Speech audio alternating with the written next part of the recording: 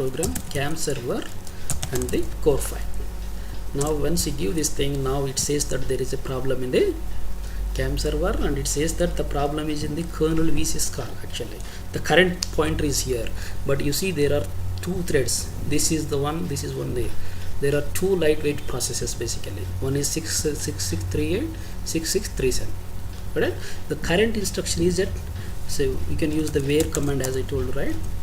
You can use the where command. It says that you have come from the clone, you have done the start thread, you are in the process, then you are in the kernel says. From here you came, so from the process function you have seen this problem. That means definitely there is a problem in the process now. That means thread. So if info, when I say info registers, the registers, these all registers are the current processes. Which one is the process thread? Or you can use, I think, info frac will not contain. Okay, current thing. And there is an info threads command. Clear? If you have more than one threads in a program, in our core file, it shows you this thing. You see this thing, the current thread is in the 1. Clear? The next one is the 2. Current to active thread is this thing. Next one is this thing. Clear? So now if you want to, now your whatever the thing, the callback, whatever you see here is the current stack, current threads information. That means whichever has crashed it. So in our case, what is this? 1 means here in this case you can see start thread and the process. That means this thread problem is in the process. And if you want to switch to the other thread, right, you can use the thread information 2. That means it is a 2 now, this one. If you go there, now you are in the other thread. Now you are switching to the thread, you can see switching to the thread 2. Now when I see now where command, this is now different thing now. You see you have come from the main, you have come from the printf, you have come this way. You are seeing the right function here, this one. Clear? So now once you have the different threads, what you can do is you can use a thread command. You can switch between the contexts. So once you, let's say in my case I told, right, info threads now. When I see this thing, it shows you the all thread information. So info registers, if you give whatever the commands that you give currently now in this particular session, all will be put for the thread 2. Clear? Thread 2 itself is a program. It should have the all the what is that process registers information as well. These all registers information are the thread 2 information. And this one is there now. This one is from the another threads. So now you are in the second thread. Now we can go to the another thread using the thread command. Let's do 1. Whatever the all registers that you see here are for the other thread, not the previous one. So now there are two contexts here. Now we can switch to any context using this thread command, and you can again analyze the same thing. Clear? Where you are, like where you are here. Clear? You came from the process. That means you are at the 0880484881A. So that is an instruction address, definitely, right? Now you can go and see in your program. Let's see in my case. So I told you object dump is a command, right? You can use this object dump command followed by the cam server, right? Cam server dot cam serve, right? Let's say I will log it into a log file. I think this object dump command. It will disassemble this whole cam server and write it into the output to the log file. So once you have written it, you just open this log file. Okay? Stop me when you are not able to understand it. So open this log file. You have this whole code. So now this is the address, right? Whatever the address you have got here, you are at this location. So copy this thing. So you can paste it here. Just don't require the 0 here. So this is the address. Where is this address? Is in this particular function, process function. Clear? So this way you will be able to find out it, or you can again use the, if you have the GDB again, already you have the GDB, you can use the disassemble as well. So when you use the disassemble, it says that you are at this particular location. Okay, you are trying to do the pop of the EVP. The problem is not actually the segmentation fault this time. You can see this thing, right? The problem is the abort signal. That means you are trying to access some invalid instruction kind of thing. That means somewhere you are trying to free some invalid memory, already freed memory kind of thing. So from here, once you know this thing, this two information is there, then you go and sit and see how to find out this abort problem. So yeah, any doubts here? How to switch between the threads and what information all threads should contain.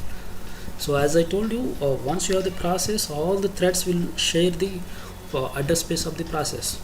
Then all the variables of the threads and all the global variables of the thread, everything is there in the address space itself. So the core file now contains all information of the other threads as well as your main process as well.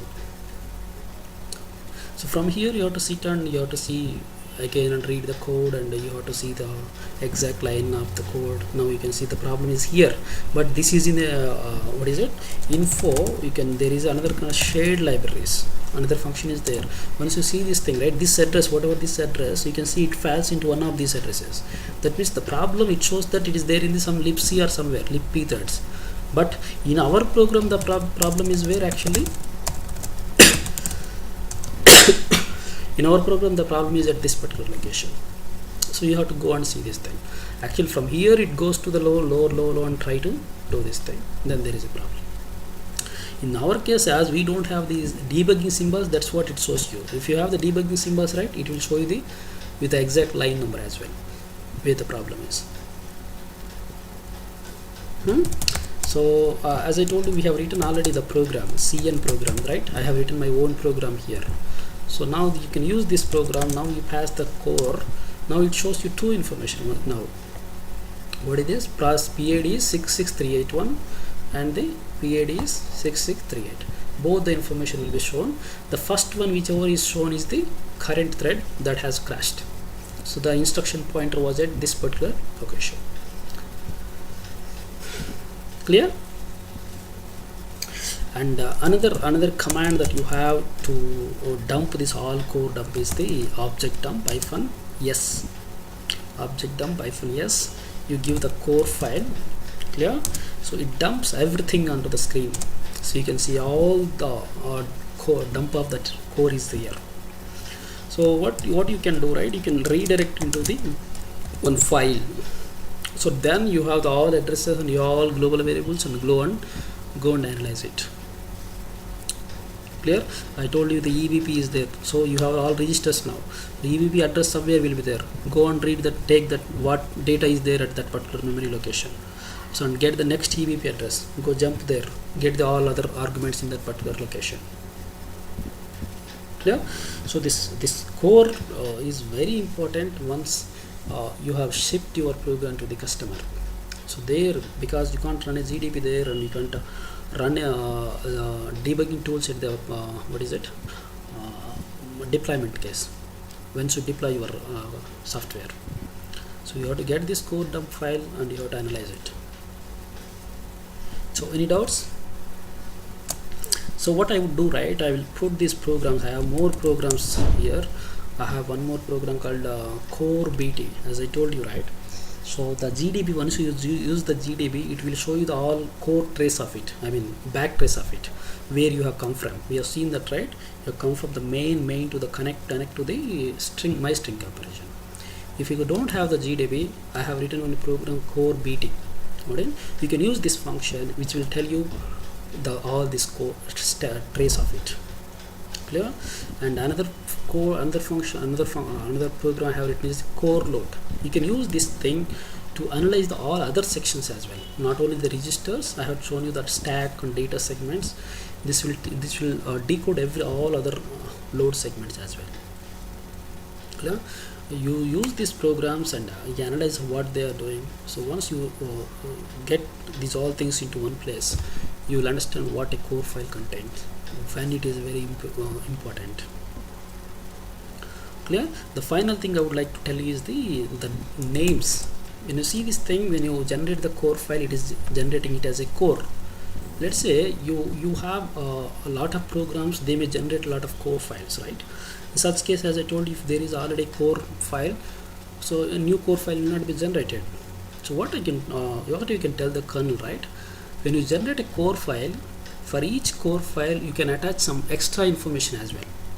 let's say in my case I would like to attach some extra information like core file name followed by the PID of it or followed by the name of it. So once every time when a core file is generated, what does kernel do now? It will put this all information as a file name, core file, PID and the name of the program. This way different patterns are there. I'll show you where you can see them, but let me show you one thing here. But to do this you should be a root user. I'll go to the root user. Let me show you how to do this thing, right? There is a file called proc.sys kernel core pattern or core dump pattern, core pattern. So this is a logical file where you can write how your core file should be generated, what name should be given to that particular core file. Clear? So what I do, right, you can use the echo command, whatever the command that you want. In my case I use echo command. What I say is I want a core file. Got it? The core file name should start with core dot, and you should give the process name dot. You can, I want the process, PID, I want the process name as well, executable name as well. So there are different flags this way, but currently I'm using these two flags. I want name should start with core, next dot, next is the process ID, next is the executable file name. So and you write it to this particular file name. You can see this command clearly, right? You write this whole string into this file. So next time when the kernel generates code dump, right, it will generate the code dump in this particular pattern.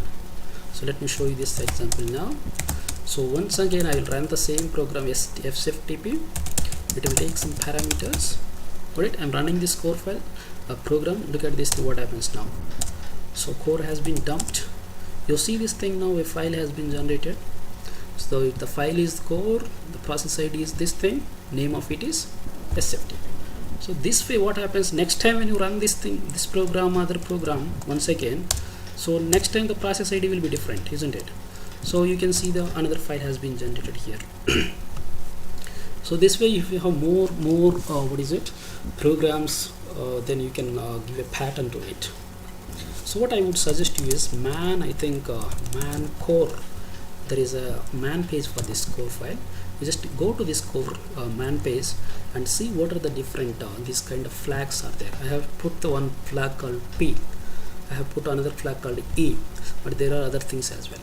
Go and read this thing. This is very important file to read, basically documentation to read. Clear? So this way you generate a unique file name, and you can easily identify that means okay, this program has generated this thing. The program's process ID was this thing. This way, these are unique names given to your program.